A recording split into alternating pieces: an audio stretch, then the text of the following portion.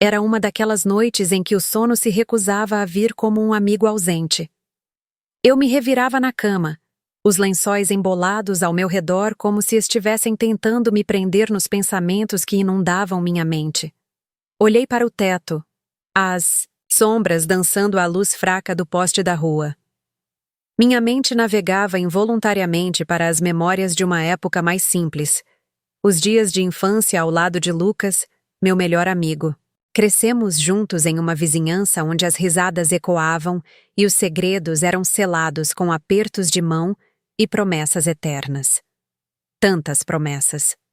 Cada lembrança era como um doce refúgio que naquele instante parecia tão distante e inacessível.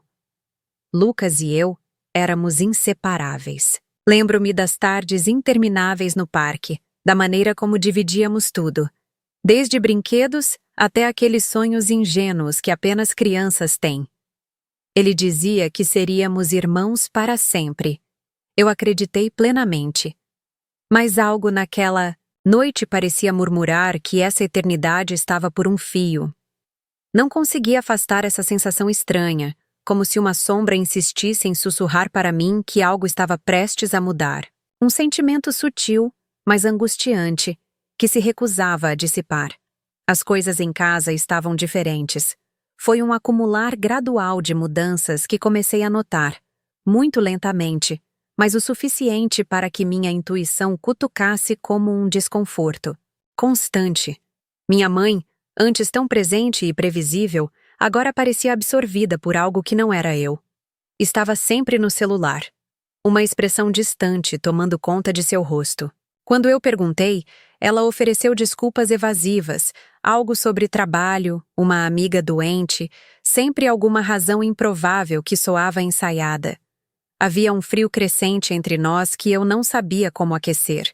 Eu me perguntava se estava ficando paranoico, mas aquele sentimento de desassossego não saiu do meu lado. Uma tarde, Lucas apareceu lá em casa como tantas outras vezes. Estávamos jogando videogame quando ele soltou algo que me fez parar. Uma pequena observação sobre minha mãe que, por mais mundana que pudesse parecer, tocou em algo íntimo, algo que apenas alguém muito próximo a ela saberia. Meu coração deu um salto. Disfarcei a surpresa, mas por dentro tudo se revirou. Aquele comentário ficou ali, vibrando no ar como um alarme silencioso que apenas eu parecia ouvir. Tentei continuar a conversa, como se nada tivesse acontecido, mas cada parte de mim estava alerta. Meus olhos traíram o que eu sentia, fitando. Lucas com uma mistura de desconfiança e medo inconfessável. Por que ele saberia disso? Esse pensamento ecoava pela minha mente como um trovão distante prestes a se fazer ouvir. Mas eu ainda não estava pronto para ouvir a tempestade. Quilos de memórias, lealdades e risos estavam em jogo, e a possibilidade de dúvida havia aberto, uma fenda. Mais tarde, naquela noite, enquanto Lucas se despedia com seu habitual sorriso despreocupado, eu senti o peso do desconhecido suspenso acima de mim, prestes a desabar. As sombras no teto dançaram novamente, desta vez zombando de mim, do garoto que acreditava que os segredos de infância jamais seriam manchados. Era impossível dormir. A quietude da noite transformada em um pêndulo que oscilava entre certeza e negação. O sentimento de que havia algo errado martelava forte demais para ser sufocado. Eu queria confrontar Lucas, queria entender por que aquilo me incomodava tanto, mas parte de mim temia a resposta. E naquela sala escura, sentindo-me mais sozinho do que nunca, percebi que estava à beira de uma mudança irreversível. A facada, mais dolorosa, estava apenas começando a se afiar e, em algum lugar bem no fundo, eu já podia sentir a ponta gelada tocando-me, pronta para desferir o golpe. A descoberta não veio com alarde, mas com um murmurinho sufocante que me congelou por dentro. Era uma tarde qualquer, dessas que não parecem ter significado maior, quando vi o celular de minha mãe ali, à beira da mesa, piscando insistente, como uma criança chamando atenção. Eu hesitei. Minha curiosidade sendo combatida pelo bom senso que gritava para não olhar. Mas algo mais forte tomou conta de mim. Aquela voz interna que já conhecia o medo que estava por vir. A tela mostrava uma mensagem aberta, de Lucas. As palavras fluíam como veneno, doces e traiçoeiras. Ele usava um tom carinhoso, íntimo, que fazia meu estômago revirar. Cada frase era uma pedra que me esmagava, tirando o ar dos meus pulmões. As palavras eram explícitas demais para serem confundidas. Não havia mais espaço para dúvidas. Era um pesadelo vívido, e eu estava totalmente desperto. Minha mente tentava se agarrar a algum fragmento de lógica, mas estava tudo desmoronando tão rápido. Cada letra dançava cruelmente à minha frente, e a revelação era um grito silencioso, que ninguém mais parecia ouvir. O mundo ao meu redor começou a rodopiar. Um redemoinho de dor e traição que me arrastava para um abismo sem fim. Cada imagem, cada lembrança de nossa infância agora parecia embaçada, difusa, como se minha vida fosse uma série de quadros rasgados. Eu não sei quanto tempo fiquei ali, parado, encarando aquele disfarce dissimulado de afeto. O chão parecia ter desaparecido sob os meus pés, e eu flutuava em um vazio sufocante, repleto apenas de perguntas. Quantas conversas tinham sido falsas? Quantas tardes de amizade tinham servido como um disfarce perfeito para eles? Tudo havia se tornado uma mentira bem orquestrada, e eu era o único tolo que ainda não tinha percebido. Quando minha mãe entrou na sala, eu senti a temperatura cair. Ela parou, o rosto empalidecendo quando viu onde meus olhos estavam. Houve um momento de silêncio mortal, onde apenas nos encaramos, dois estranhos ligados pelo sangue, mas agora separados pelo oceano da traição. Perguntei, quase num sussurro, o que aquilo significava, e vi o conflito em seu olhar, a luta entre preservar a mentira ou finalmente revelar a verdade. Hesitante, ela confessou. As palavras eram um veneno escorrendo lentamente, cada uma mais dolorosa que a anterior. A confissão foi como um tiro no peito, um tiro que ecoava pela casa vazia. Eu queria não ouvir. Queria acordar desse pesadelo com uma risada nervosa, mas sabia que não haveria a acordar. O sussurro se transformou em um mar de lamentações, e tudo o que pude fazer foi ouvir em silêncio. Lucas, o menino que chamava de irmão, não estava apenas com minha mãe. Ele havia manipulado nossos caminhos de forma sorrateira, plantando desconfianças e orquestrando nossa amizade para que sua traição nunca fosse descoberta. O golpe foi duplo e devastador. Eu havia perdido 2 pilares em minha vida de uma só vez, e aquilo transformava qualquer fonte de alegria em algo amargo. Fugi. Não soube lidar imediatamente com o caos. Peguei algumas coisas e saí em busca de ar, de espaço, qualquer coisa, que não fosse aquela atmosfera tóxica. Encontrei refúgio em um retiro, um lugar onde o barulho do mundo era abafado pelas árvores na brisa. Ali, sozinho, tentava juntar as peças do que restou de mim. Refletia sobre como alguém que abraçava minha dor em momentos difíceis podia, ao mesmo tempo, estar tão profundamente enraizado em minha desgraça.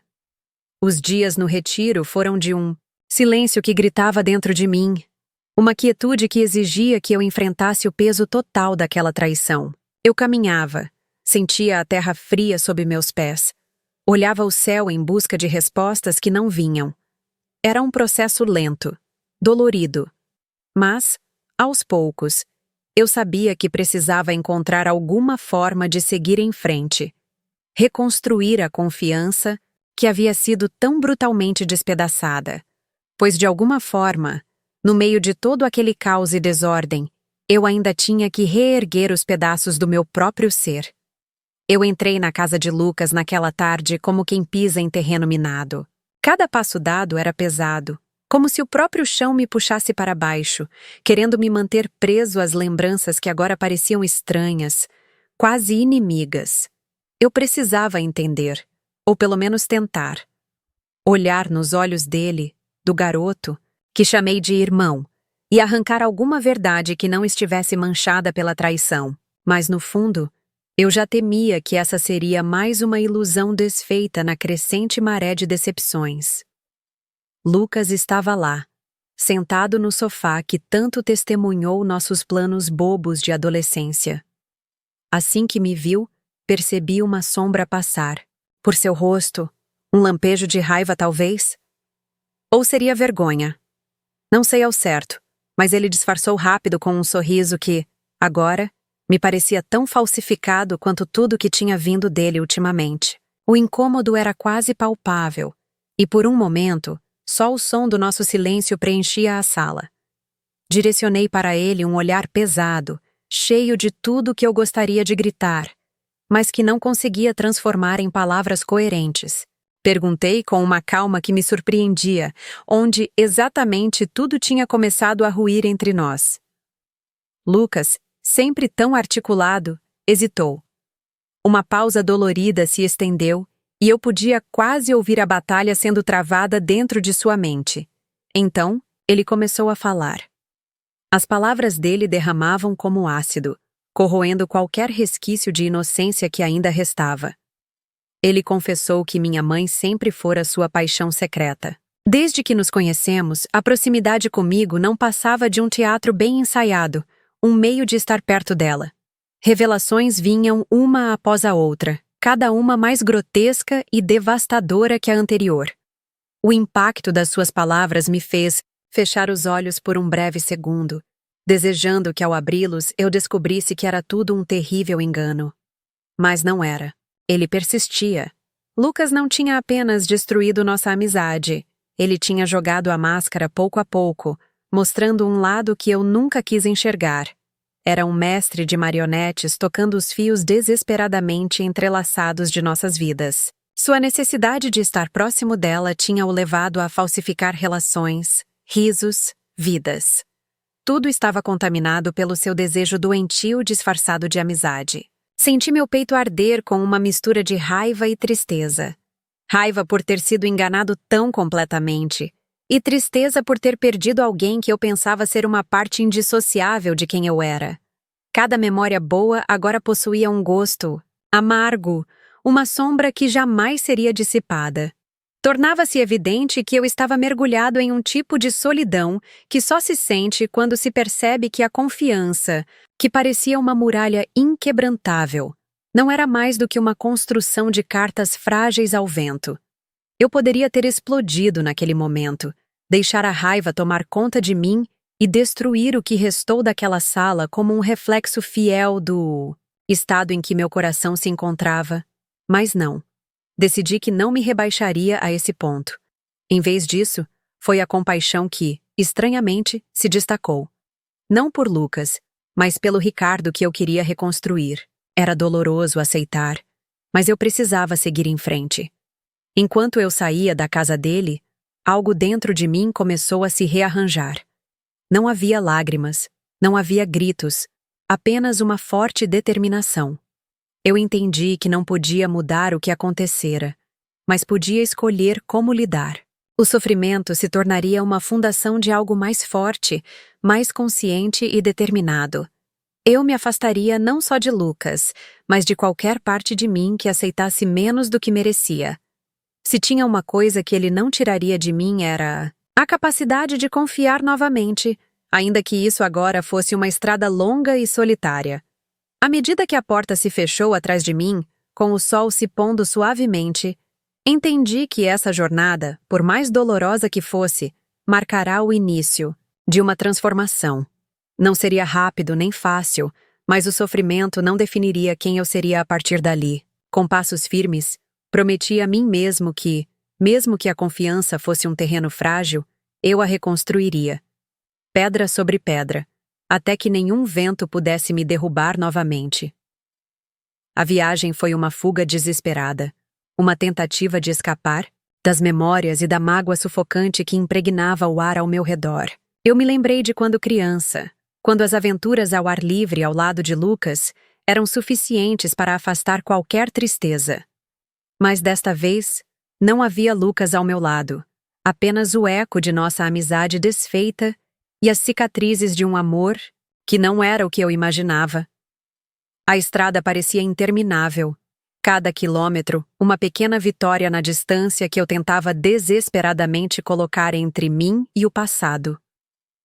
Encontrei um novo amigo por acaso, um jovem na estrada que me lembrou do eu de alguns anos atrás, cheio de sonhos e com o coração inteiro. Era uma troca casual de palavras que se transformou numa conversa mais profunda. E, de repente, eu estava me vendo compartilhando a história em que me embaraçara. Ele ouviu com uma atenção que há muito não sentia, e foi depois de uma pausa que ele mencionou conhecer Lucas. Meu coração esquentou e apertou ao ouvir o nome, como se cada sílaba puxasse um fio invisível ainda atado ao meu peito. Mas o que ele revelou foi mais sombrio do que qualquer coisa que eu estava preparado para ouvir. Lucas, ele contava, não apenas se aproximara de mim para alcançar minha mãe, mas tinha uma espécie de prazer perverso em manipular histórias. Ele fizera isso antes, com outras amizades, outras vidas.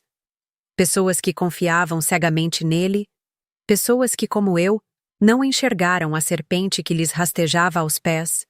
Fui tomado por uma mistura de horror e alívio ao saber que não estava simplesmente louco, que minha intuição em algum nível estava certa. Era uma confirmação de tudo que eu temia, mas também uma libertação. Não foi apenas falha minha. Lucas era hábil em disfarces. Tive que me recompor, sentindo que um novo tipo de compreensão tinha enfim entrado onde antes só existia confusão. Era como finalmente saber o formato da cicatriz que se formava, permitindo maquinar como não mais deixá-la se abrir. Voltar à cidade natal foi inevitável, mas pisar naquele solo conhecido era como retornar a um campo de batalha antigo, muitas vezes regado à esperança e agora coberto de resquícios de traição. Foi ali, caminhando pelas ruas onde tudo começou, que compreendi algo vital. Aprendi que a confiança não é uma fraqueza, mas sim uma escolha corajosa que enfrentamos a cada dia. A escolha de se permitir ser vulnerável, de acreditar que existe bondade e verdade, mesmo quando somos feridos por aqueles que juraram nos proteger. Tive que aceitar que não posso mudar o passado, mas posso sim, com muito esforço, escolher como o futuro será moldado.